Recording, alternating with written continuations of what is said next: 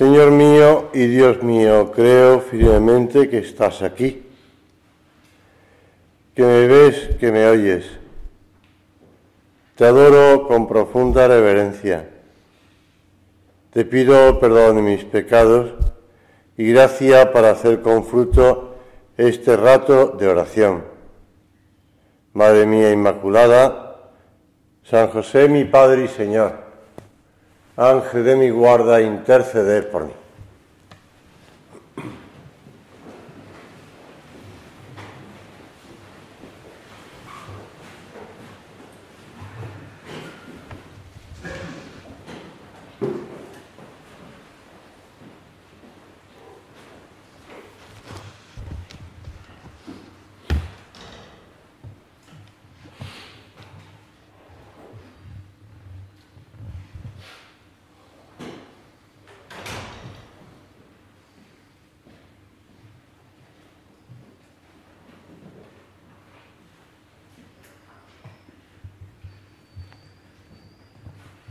Dice el Evangelio que los 11 discípulos marcharon a Galilea después de la pasión, muerte y resurrección de Cristo. Y el cardenal Ratzinger comenta: el primer supuesto fundamental se hace patente en el relato evangélico acerca de la actividad de los pescadores. Los apóstoles regresan al hogar, regresan a la Galilea de sus comienzos, donde ellos han conocido a Jesús y además donde han estado trabajando pues en lo que hayan aprendido desde pequeños. De hecho, por eso se habían trasladado Simón Pedro y su hermano Andrés, se habían trasladado a Cafarnaúm, porque allí se podía pescar. Vivían de la pesca, allí se encuentran con Juan y Santiago y el Zebedeo y sus empleados. En la orilla, dice el cardenal Ratzinger, se encuentra un desconocido. Estoy siguiendo el pasaje de San Mateo, donde narra pues esa aparición y esa pesca milagrosa segunda después de la resurrección. El discípulo al que Jesús amaba le reconoce: es el Señor. Pedro salta, se viste y se arroja al agua para acudir a su encuentro. Esta es, pues, dice el cardenal Ratzinger, la primera condición previa. Quien quiera ser testigo de Jesús tiene que haberlo visto. Debe conocerlo. Ahora bien, ¿cómo es posible tal cosa? ¿Cómo es posible ese conocerlo y haberlo visto? El amor lo conoce, nos dice el Evangelio. Jesús está en la orilla. En principio no lo reconocemos, pero a través de la voz de la Iglesia oímos: es Él. De nosotros depende ponernos en camino, buscarlo y acercarnos a Él. Bueno, y eso es lo que hacemos en estos momentos. Esto es lo que pretendemos en esta convivencia, y siempre cuando seguimos los pasos de Cristo estudiando, formándonos. El principal cometido, dice el cardenal Ratzinger, de los estudios teológicos es acercarse a Jesús por todas las vías posibles, aprender a conocerlo. Si las ideas de la ciencia teológica no aluden a la realidad de nuestra vida, el estudio de esta disciplina no trata en el fondo de nada en absoluto. Se trata de conectar. conectar con el mundo presente. El otro día un amigo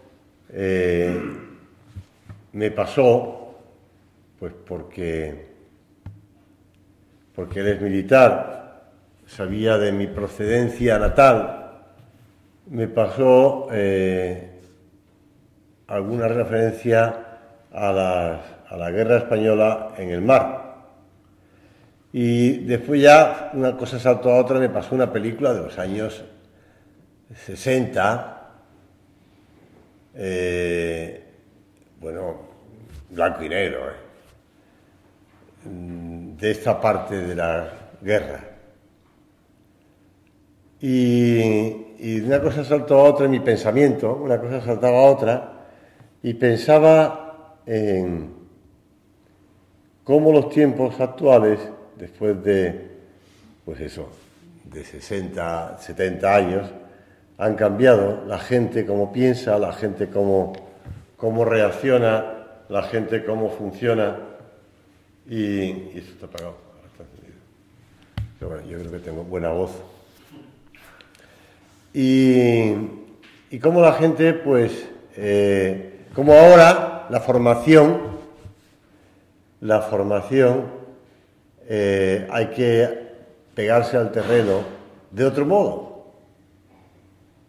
¿Cómo podemos llegar a las personas que dependen de nosotros, que están cerca de nosotros, que se nos cruzan en el camino, a las que hemos de salir a buscar? Y por eso acudía al cardenal Ratzinger y pensaba que los tiempos siguen siendo tiempos de Jesucristo. Cuanto más conozcamos al mismo Jesús, tanto más claramente comenzarán a hablarnos las palabras de la tradición. Tanto más nítidamente se tomarán caminos hacia Él y desde Él hacia los hombres. Desde Él hacia los hombres. Pero la clave está en acercarnos a Jesús. La clave no está en el libro, ya no en papel, sino en el libro digital. La clave ya no está en la predicación, sino la predicación en streaming o predicación, como quieras, ¿no? A través de un canal de las redes sociales o a través... No. O que hay que poner más ejemplos o menos ejemplos, o que hay que ser más intelectual o utilizar más la razón, o más... La clave siempre es la misma. Acercarse a Jesús. Así pues, es larga la cita del Papa. Antes de ser algo, el testigo debe hacer algo. Para no transmitir únicamente un conocimiento de segunda mano, es decir, para ser verdaderamente testigo, debe hacerse amigo de Jesucristo. Terminará la cita. Hemos de hacernos amigos de Dios, y ese es el título de ese libro de homilías de nuestro Padre, el segundo tomo, el segundo libro de homilías. Hacerse amigo de Jesucristo. Y una vez que el Señor les ha indicado, es el Señor, pero el Señor les indica, el Señor les señala. Cuando nos acercamos a Cristo, Él nos pone al alcance de la mano, nos dice lo que tenemos que hacer, les dice lo que tienen que hacer y nos lo dice a nosotros. Jesús se acercó y les dijo: se me ha dado toda potestad en el cielo y en la tierra. Id y haced discípulos a todos los pueblos, bautizándolos en el nombre del Padre y del Hijo y del Espíritu Santo, y enseñándoles a guardar todo cuanto os he mandado. Y sabéis que yo estoy con vosotros todos los días hasta el fin del mundo.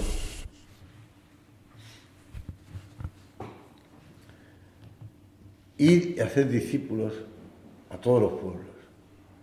Esto me recordaba, no lo tenía ni aquí ni escrito, me recordaba una anécdota o un sucedido que narraba un sacerdote de Vigo, allá cuando yo vivía en Vigo. Este sacerdote había estado estudiando en Roma.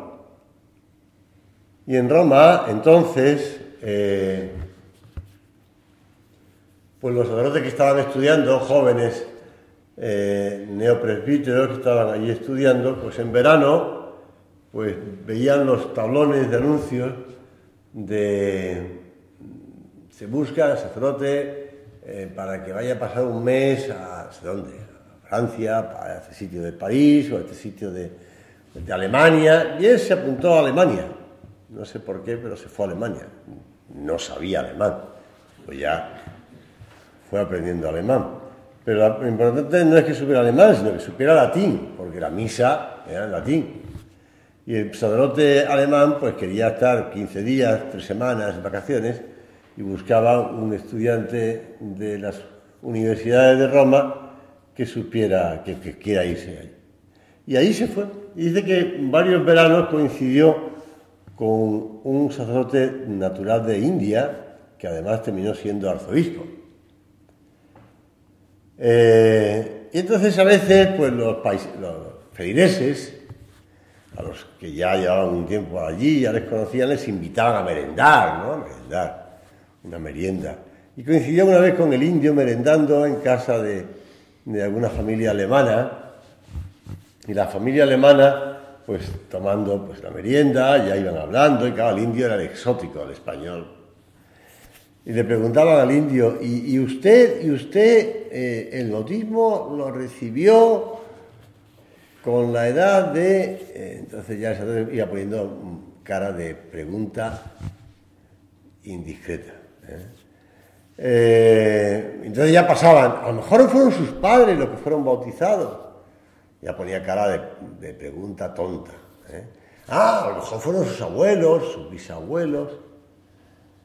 Y ya el sacerdote indio ya paraba y respondía, no, mis abuelos eran católicos y mis bisabuelos también, mis tatarabuelos también, hasta un tal Tomás, uno de los 12. ¿Saben ustedes? Cuando salía de casa siempre decía, bueno, estos alemanes que son del año 1000, pues efectivamente, los alemanes son del año 1000, y ya que estoy citando a Ratzinger, ahora no es que me quiera meter con los alemanes, sino que... y por todo el mundo. Enseñar, guardar. Nosotros hemos de cuidar esa formación permanente. Hemos de formarnos para llegar a todo el mundo, para transmitir, ir y hacer discípulos a todos los pueblos, bautizándolos en el nombre del Padre y del Hijo y del Espíritu Santo. El otro día leía en no sé qué sitio de Estados Unidos que el pobre obispo tenía un problemón, porque un sacerdote que había bautizado a bastantes cientos de personas había cambiado la fórmula, con lo cual no estaban bautizados. Y eso de la Iglesia suple, mucho suplir, mucha gente. Pues sí, este pobre sacerdote había hecho mal. Nuestro padre nos animaba, lo recoge don Javier en una carta. El panorama es tan vasto que jamás podremos decir, ya estoy formado. Nosotros nunca decimos basta. Nuestra formación no termina nunca. Todo lo que habéis recibido hasta ahora es fundamento para lo que vendrá después. Y el Señor, mientras tanto, nos lo recuerda. Yo estoy con vosotros todos los días. El Señor sigue estando contigo. Y si el recurso primero siempre es acudir al Señor, quédate tranquilo. Él no te va a dejar. Él no te va a abandonar. Nuestro Padre nos lo expresaba claramente a los sacerdotes de la obra. La predicación de la palabra de Dios exige vida interior. Hemos de hablar a los demás de cosas santas. es abundancia en incordis os loquitur. De la abundancia del corazón habla la boca. Y junto con la vida interior, estudio. Bueno, después de lo que oíamos ayer en la tertulia de inicio, pues ya los que estamos aquí llevamos años, ¿no? Años en el sacerdocio. Pero sigue siendo el camino el mismo. Añadía en esa carta del 8 de agosto del 56, estudio doctrina que incorporamos a la propia vida y que sólo así sabremos dar a los demás del modo más conveniente, acomodándonos a sus necesidades y circunstancias con don de lenguas. El estudio y la lectura en la vida del sacerdote. Qué importante. Estudio, norma de siempre, lectura espiritual, formación permanente. El Papa Pío XII, en 1949, el 28 de octubre en Roma, se dirige a unos miembros italianos de la obra y les exhorta a ser sembradores de paz y de alegría, quasi fluvium pacis, como un gran río de paz en una sociedad encenagada por el pecado. El Señor os quiere presente, les dice el Papa Pío XII, por todos los caminos de la tierra, echando la semilla de la comprensión. Sigue siendo muy necesaria esa semilla hoy día, de la disculpa, del perdón, de la convivencia, insisto. Sigue siendo importante, y no solamente en Castilla y León, que habrá elecciones hoy, sino que en todo, de la caridad, de la paz, y no pulcherrimo caritatis bello. Nuestro padre se quedó con la frase sembradores de paz y de alegría. Yo recuerdo que cuando estaba en Almonte, y Manolo también lo recordará, porque no sé, existía entonces también allí, aquel cuadro, aquella fotografía, mejor dicho, de Pío XII y aquellas palabras, ¿no? Sembradores de paz y de alegría. Sembradores de paz y de alegría.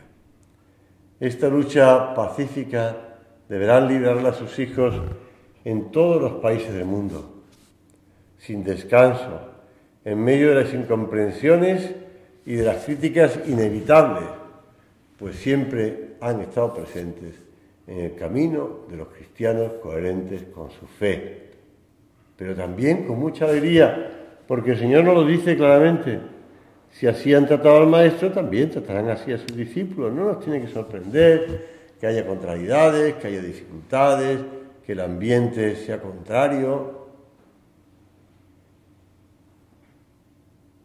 Bueno, ya han sido publicadas el segundo volumen de cartas, y en una de ellas, en la carta Euntes Ergo, que así comienza, de fecha de 2 de octubre del 39 y enviada el 21 de enero del 66, San José María escribe: el error no solo oscurece las inteligencias, sino que divide las voluntades. Y lo estamos viendo, Solo cuando los hombres se acostumbren a decir y a oír la verdad, habrá comprensión y concordia. Por eso, sembradores de paz y de alegría, nos decía Pío XII. A eso vamos, añade nuestro Padre, a trabajar por la verdad sobrenatural de la fe, sirviendo también lealmente todas las parciales verdades humanas. No nos separamos del mundo. A llenar de caridad y de luz todos los caminos de la tierra con constancia, con competencia, sin desmayos ni omisiones, aprovechando todas las oportunidades y todos los medios lícitos para dar la doctrina de Jesucristo precisamente en el ejercicio de la profesión de cada uno. Y nosotros, pues como sacerdotes, lo hacemos pues trabajando, preparando, formando, reformando o reformulando, si quieres, el modo de decir esto o otro, el modo de llegar a estas personas o a estas otras. Pues claro, dependiendo de las edades, pues también hay que llegar de un modo u otro, ¿no? Y también escuchando a la gente, porque la gente te ayuda, ¿eh? El Espíritu Santo sigue hablando a través de los oyentes y nos siguen diciendo cosas. El otro día estaba... todas las semanas tengo una misa con 2 clases de segundo y una de primero de primaria. Es decir, si alguno se ha perdido, lo normal es que al número de la clase le añadas 5 para conseguir la edad. Es decir, primero tienen 6 años, segundo tienen 7 años. Que estaba en un centro donde había varios profesores, pero otros no entendían. Entonces, cuando hablabas del segundo de la ESO, primero de primaria, siempre decían, ¿pero qué edad tienen? Ya sacamos la fórmula de añadir 5 y ya te sitúas más o menos. Bueno, pues estaba en la clase, bueno, la misa de segundo y primero, pero después pasó por las clases de primero y segundo restantes para decirles lo mismo que le he dicho en la plática antes. Y estaba en la clase de primero, como había hablado de hablar con Jesús, después de la Navidad, hablar con Jesús, acercaros al salario y decirle a Jesús, contarle lo que os cuesta, lo que os preocupa, lo que os pasa.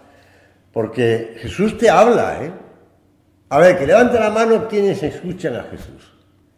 Primero de primaria, primero C. Que levante la mano los que escuchan a Jesús. Entonces se levantan 25 niños. Levanta la mano uno, levanta la mano otro, levanta la mano un tercero. Y ya cuando ya han levantado la mano 3, pues ya uno más se anima, ¿no? Pues no, me queda corto, ¿no? Pues claro, el razonamiento de niños de 6 años. Y entonces, claro, el 70% de la clase no escuchaba a Jesús. Y entonces ya pregunté, ¿y por qué los que no han levantado la mano no escuchan a Jesús? Entonces ya uno sin levantar la mano dijo al fondo, además, detrás de su mascarilla, que yo no le conocí la cara, dijo al fondo, porque para escuchar a Jesús hay que estar en silencio. Yo miraba al niño, intentando reconocer la cara, que no la reconocía, porque estaba lejos y mascarilla, y diciendo, José María, el Espíritu Santo acaba de hablar por el chaval. Porque es verdad. Es decir, ese chaval sabía hacer oración. Porque para hacer oración hay que estar en silencio. Claro, imagínate la mente de un niño de 6 años.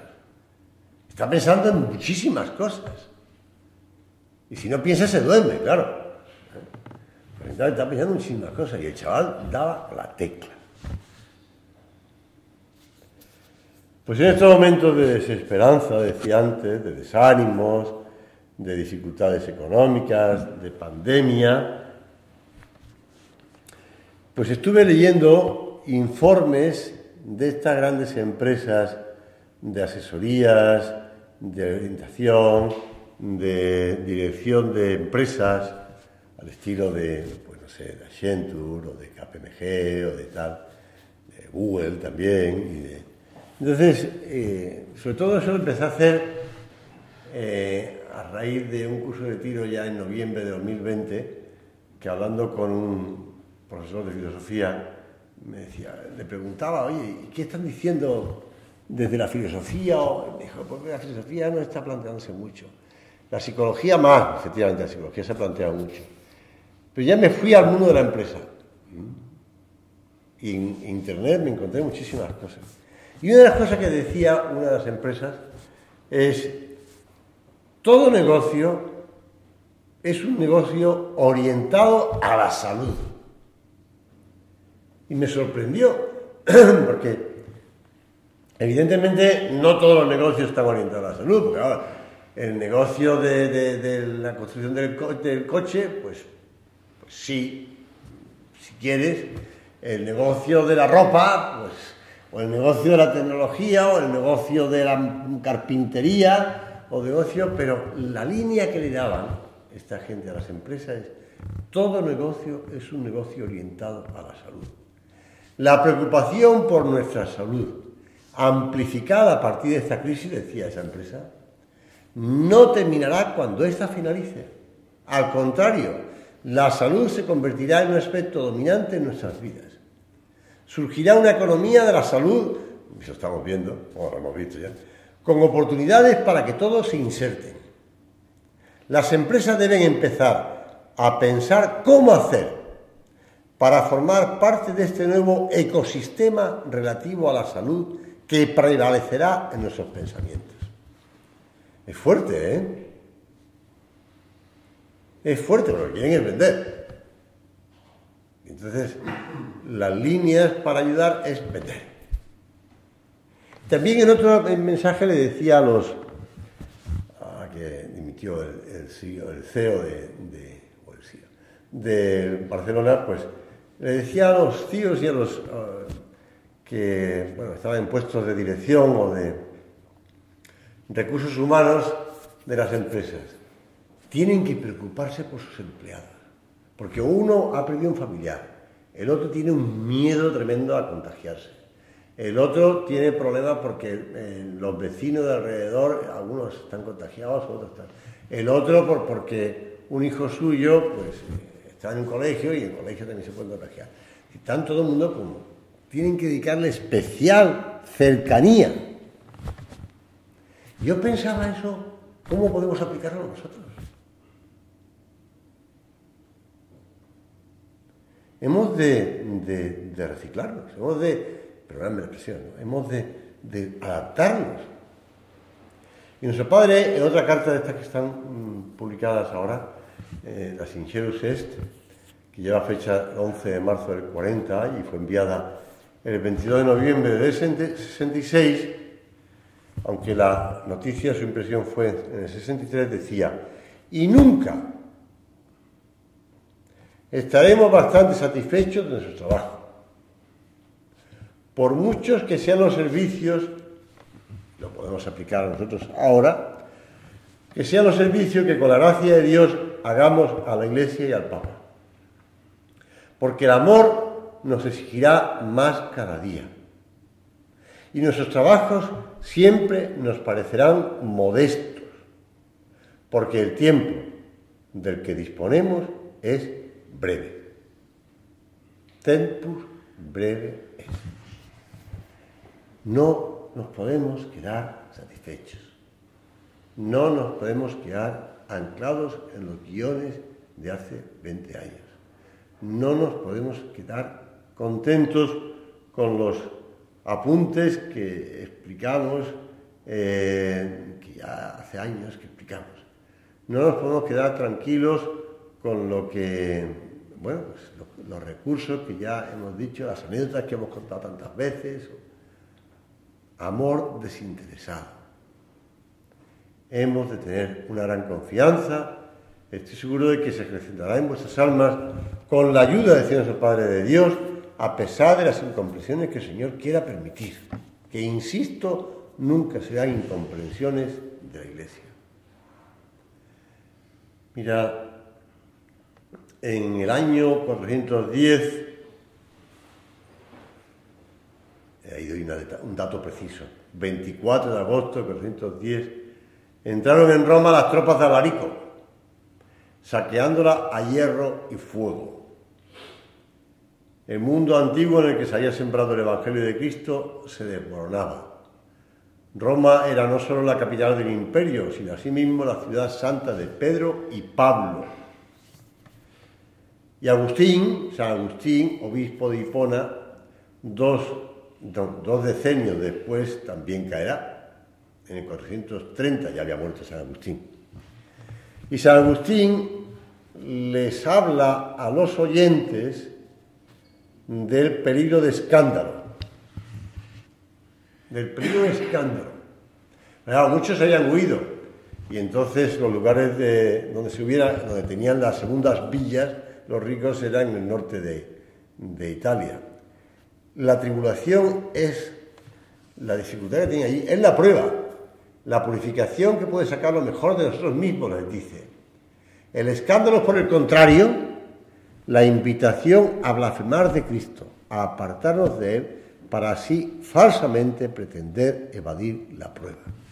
Por tanto, les decía San Agustín, en cualquier cosa buena que hagas, sea Dios el único en agradarle. En cualquier mal que sufras, que Él no te desagrade. ¿Qué más? Haz esto y vivirás.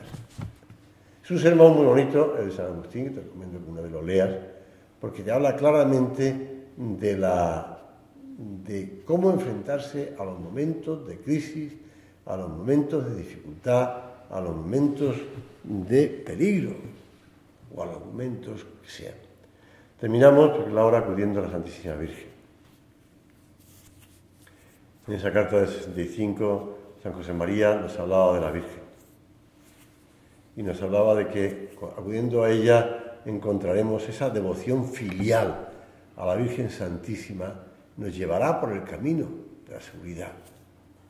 Que nuestras palabras resultan insuficientes para expresar toda su riqueza, que es incluso posible que no la entendamos con plenitud y que hagamos el papel de quien transmite un mensaje que él mismo no comprende del todo.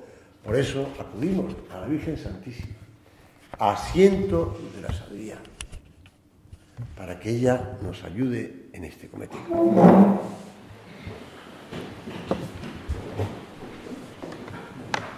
Doy gracias, Dios mío, por los buenos propósitos, afectos e inspiraciones que me has comunicado en esta meditación. Te pido ayuda para ponerlos por obra. Madre mía Inmaculada, San José, mi Padre y Señor, Ángel de mi guarda, interceded por mí.